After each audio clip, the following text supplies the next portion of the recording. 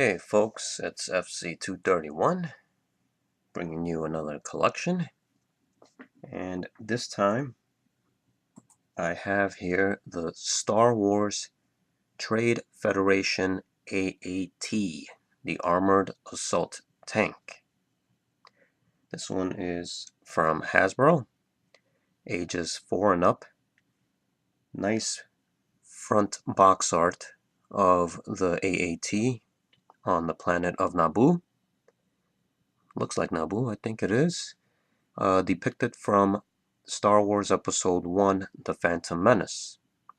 In the background you have the MTT, a couple of the MTTs there, the multi-troop transport, and you have some battle droids on the step, and also foot soldiers on the grass running along. Here is or the commanding battle droid, on top of the AAT. Nice picture of Darth Maul on the top right corner. Here's one of the sides of the box with your AAT and a battle droid commander on the top. Here's the bottom of the box, just showing you other vehicles from that wave. You have the Sith Infiltrator, which belonged to Darth Maul, Saboba's Pod Racer, and Anakin Skywalker's Pod Racer, but it's covered by this price tag. And yes, that was the actual price that I managed to get this AAT for. So I believe it was quite a steal there. Here's the back of the box. Brief bio of the AAT, along with features of what the AAT does. Opening top hatch. You can fit a couple of battle droids inside. And as it states on the bottom, figure fits in vehicle, along with firing missiles.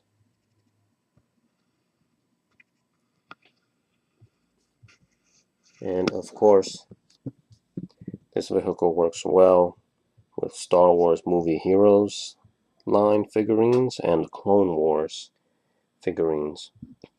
I also noted that it works well with also the vintage collection figurines as well, because these battle droids look like this one here. It's from the Phantom Menace, the vintage collection battle droid. Here was that bio on the AAT.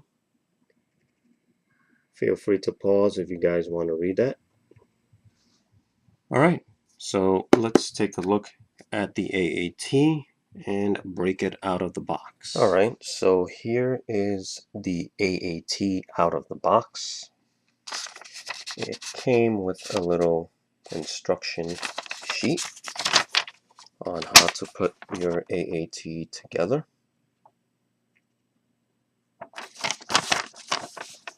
And along with a sticker sheet in which you apply the decals on throughout the AAT itself. So here it is. This is the AAT, the Trade Federation tank.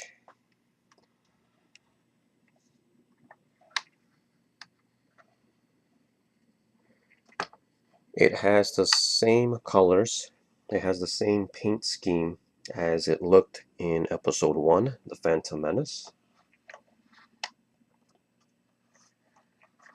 There are other versions of this AAT with different colors, with a different paint scheme. But for some reason, I'm the type of guy that likes the originals, the classics, the first appearance of objects, of figures, of vehicles, and this is the one that I like the best. So this AAT obviously is loaded with detail.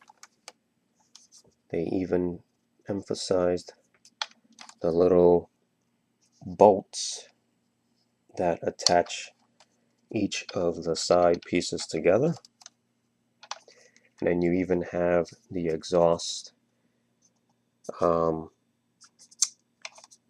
smoke, I guess, from the missiles when they're fired. So I thought that was a nice touch.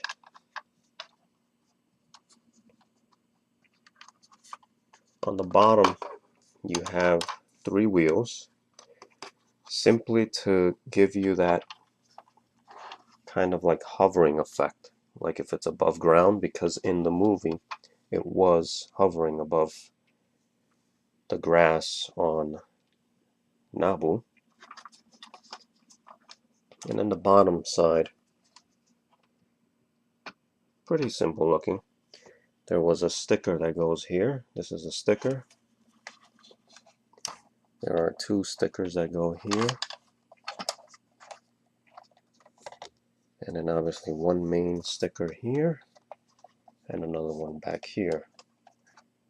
So this is supposed to be the wiring and an exhaust fan for the inside command turret here.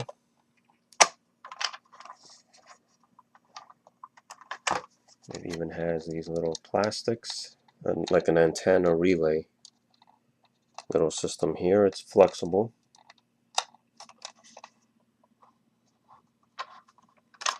These were a bit difficult to put in at first. The side cannons here, you have to it comes in parts, so you have to push it in, and then you have to push these side guns in there as well. See, it kind of wants to come off, but that was a bit tricky to put in at first. And then obviously the side cannons can go 360, and then the main top cannon here can go up and down. Oh, and it came off. There we go. So it goes up and down, up and down.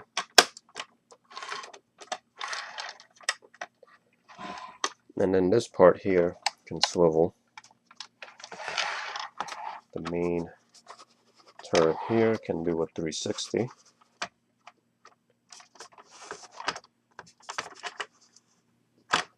Now for a vehicle this size, it has features which I do like. It has little features.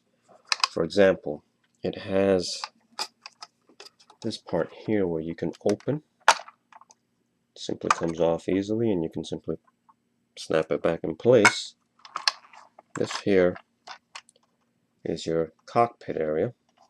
So you can fit 2 battle droids in there. One is for the driver in the front here, and then you have a seat back here for, I guess, more of like the radar type battle droid who oversees the area, the battle area around. But that's the inside cockpit. You have to place stickers in there. This is a sticker, this is another sticker, a couple of stickers on the side here, sticker here and here.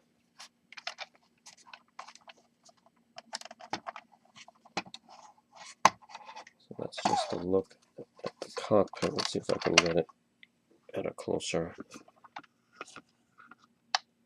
angle there for you. It is detailed. I do like it. There's little gadgets and bits and pieces in the back. Nice looking chair for one of your battle droids. And that's where you place your other battle droid, the driver,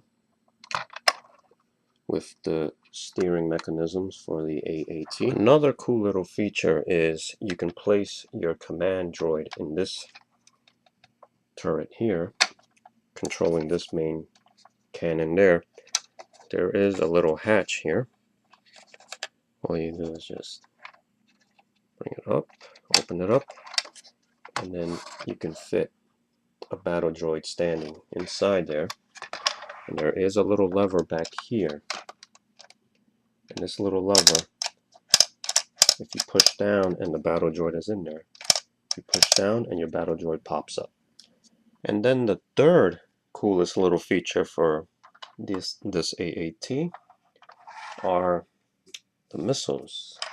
So in order to fire those missiles, there's two little buttons back here. There's one here on the left panel, and then there's one square button on the right, on this right panel. So the left one obviously controls these two missiles on the bottom here, and the right one controls these two missiles on the right side. So in order to fire, you just push on that square button. There we go. And then to fire those, you just push on this one, on the right one.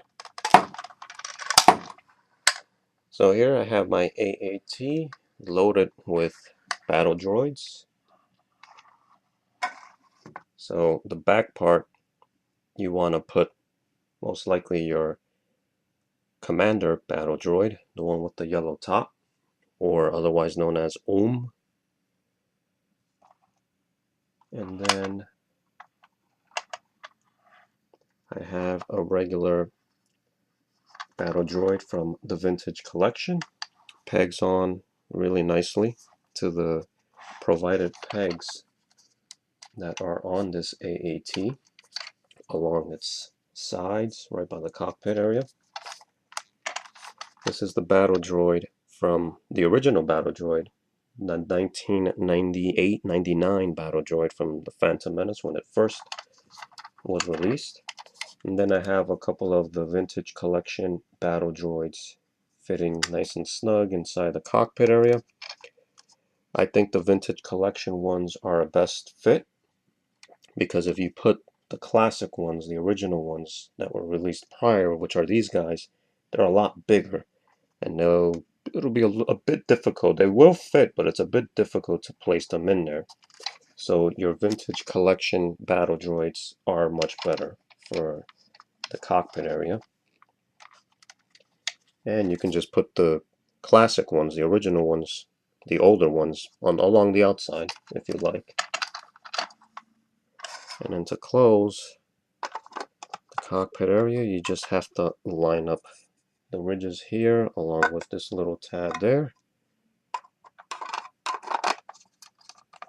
until you hear it snap, and you have your AAT ready for battle.